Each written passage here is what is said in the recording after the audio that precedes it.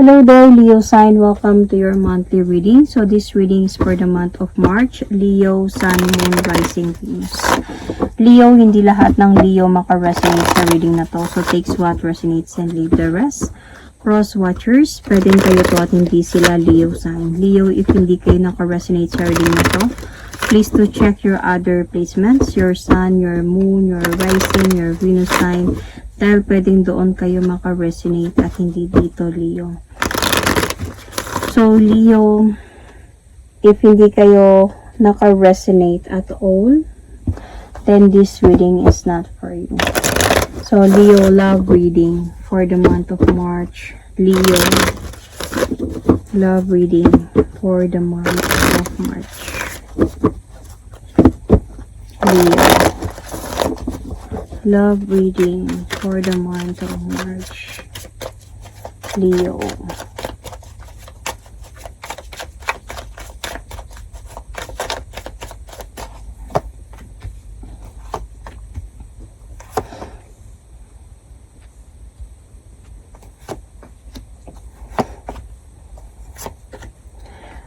Leo, ano yung nararamdaman, ano yung iniisip mo about sa person mo, Leo? Parang ano siya, juggled or unsureness sa relationship ninyo. Yun yung iniisip mo. Parang ano, pwede ding juggled siya. Baka iniisip mo na may iba siya, may iba pa siya other than you. So, patrip ka, Leo. Parang disappointed ka sa person na to. Parang feeling mo or naiisip mo sa person mo na parang parang trap siya. Trap siya sa situation and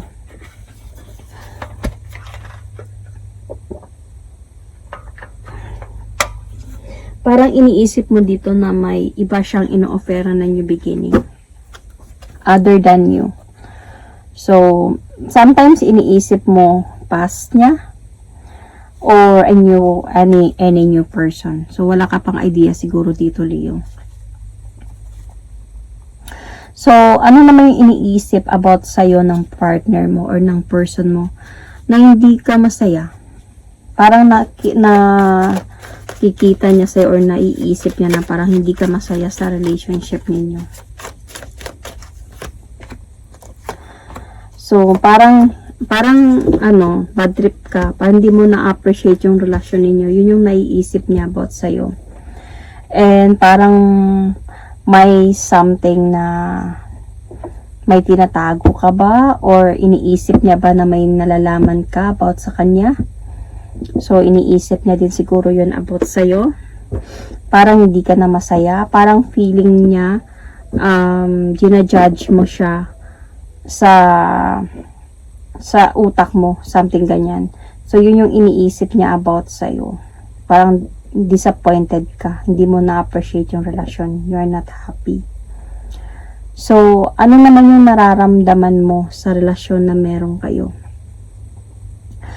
Parang feeling mo promises na walang natutupad. Yun yung feeling mo sa relasyon na to.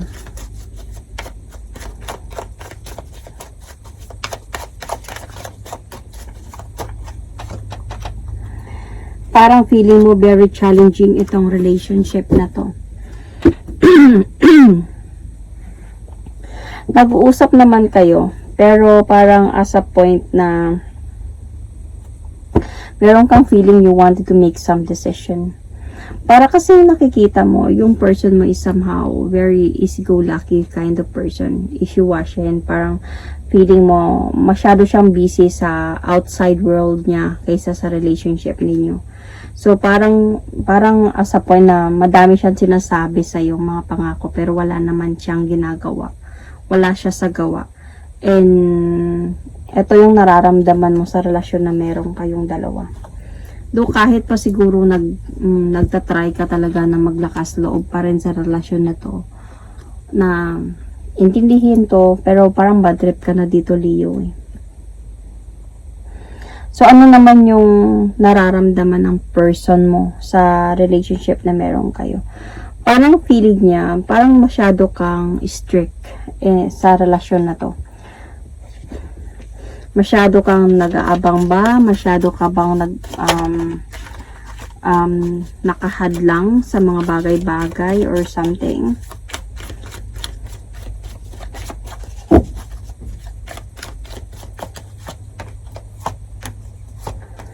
So, as a point din na meron naman, mahal ka naman ng person na to. Mahal ka niya, willing naman siya to move forward towards with you. And, ang ano lang dito is parang nagiging imbalance lang din talaga kayong dalawa. Kasi parang nakikita nga niya sa'yo na parang sometimes mas nagpo-focus ka sa sarili mo. So, ganun ka din naman, parang hindi kayo nagkakaintindihan dalawa. Parang kulang kayo sa communication. Kasi parang ganun din yung tingin niya sa'yo, ganun din yung tingin mo sa kanya. Kasi yun din yung nararamdaman niya eh. Mahal ka naman niya and willing siya to offer you commitment. But yet, napapansin niya kasi sa'yo, parang masyado kang humahadlang sa madaming bagay ba? Masyado kang palaging concerned sa mga bagay-bagay. And pinapakita mo din sa kanya na parang bad trip ka minsan. So, ito yung nararamdaman niya dito. Saan na ba ng level ng relasyon? Saan na ba ng level of attraction ang meron ka para sa partner mo? Honestly, hindi ko nararamdaman dito eh. Parang nasa level of stress. Parang nai-stress ka dito. Parang magulo isipan mo about sa relasyon ninyong dalawa. Parang gusto mo munang magpahinga talaga sa relasyong ito. Nasa level ka ng ganon, ng attraction sa person mo.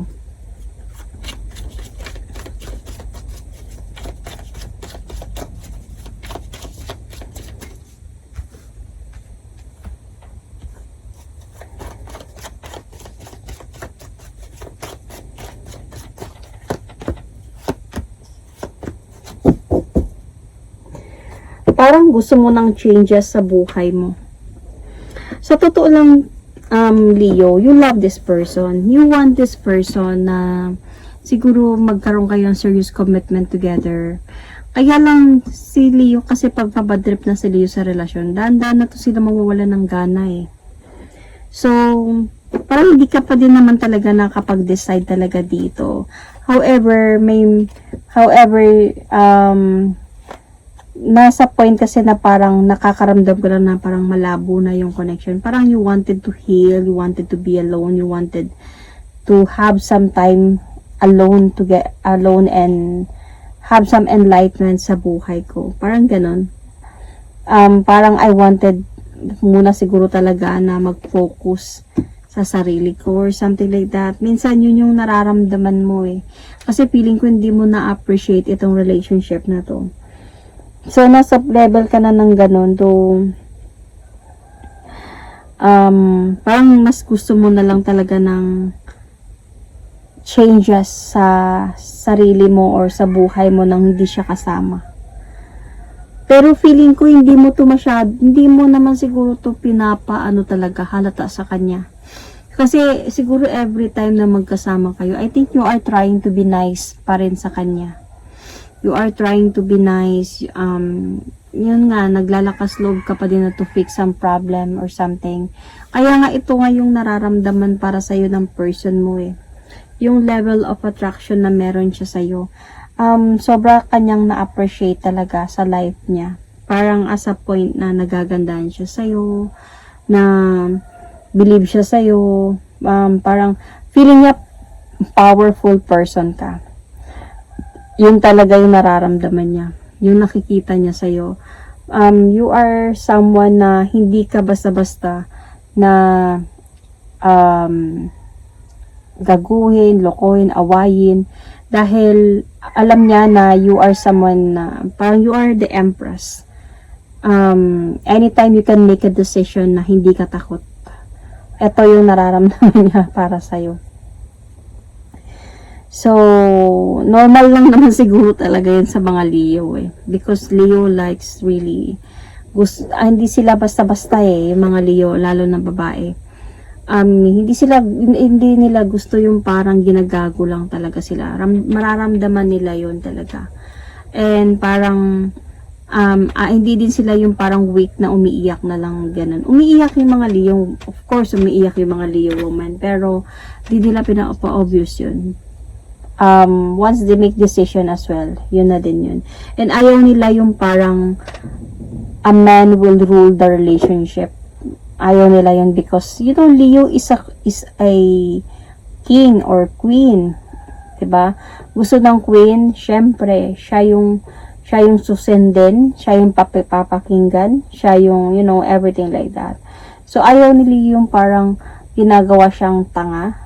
Parang ganyan. So, ito yung nararamdaman ng person niya. Though he is very much appreciated naman talaga sa'yo kasi feeling ko, Leo, you are that someone na iniintindi siya in a way, and also laging minamotivate siya sa mga bagay-bagay. Minsan lang siguro over concerned ang nararamdaman niya lang din talaga sa'yo, Leo. For this month of March, nakikita ko kasi yung confusions dito, Leo. Maghiwalay din kayong dalawa nito. Kasi dito pa lang sa side mo, Leo, wala ka ng gana. Wala nang chance to eh.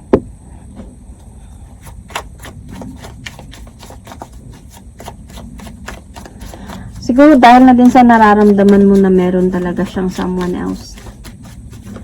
O iniisip mo na meron siyang someone na ino-offera na new beginning. Kasi nakikita ko talaga might be this month of March or in the near future. Mako-confuse ka naman na feeling ko, let's clarify this. See, either you're going to give this person a silent treatment for you to heal na din. Kasi, ang nakikita ko dito, you did wait for this person to change. May mga bagay na ginagawa itong person na to na parang hindi mo nagugustuhan. And alam mo yun, Leo. Kumbaga, clear yun sa'yo. Kasi parang ino-observe mo lang to eh. Either nag-i-stalk ka, may nalalaman ka, or alam mo yung katotohanan dito. So, hindi ka inosente. Might be na ginagawa ka lang niyang tanga. So, might be this person has a past person, could be, or might be this person is together pa rin with the past person, could be, kasi parang may involved na past person dito eh. Might be he told you na wala na silang dalawa, umalis na, pero nalaman mo siguro na sila pa pala. So, or nalaman mo na nagkabalikan sila, then hindi niya sinabi sa'yo and you are just observing the situation. Kaya dito na nakikita niya na sa'yo, naiisip niya na sa'yo na parang bad trip ka, parang hindi ka masaya. Even if sinagsushow siya sa'yo ng love, parang as a point sa'yo na mahirap nang baguhin yung iniisip ko sa mga nalalaman ko talaga. So, kaya, I think magkikipag-break ka talaga sa kanya dito. Might be this month of March or in the near future, Leo. So, that is my reading for you. Leo, Sun, Moon, Rising, Venus. Sorry. You might be dealing with Aries, Leo, Virgo. I can see here Sagittarius. You might be dealing here with as well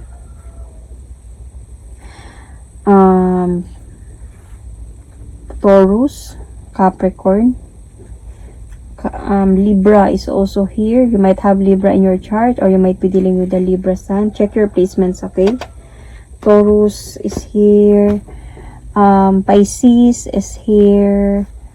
Pisces, Sun, Moon, Rising, Venus. Yun. Scorpio is here. So, big Pisces sign is here talaga. So, Sun, Moon, Rising, Venus, check your placement and your person's placement sign. So, this is my reading for you. Thank you and God bless.